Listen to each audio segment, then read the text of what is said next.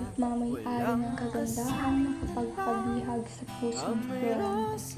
Ako ang babaeng hiniligtas ni Clarita sa oras ng aking kapahamakan. Florante, Florante, ikaw nga. Sabi nga't ikaw nga'y darating. Nang mangyari na siya pala'y inabuso ng Adolfo. Nandito ka para sa amin, Florante. Ikaw ay hatid upang kami sagipin sa baha ng lupa. Sandali, sasama ako.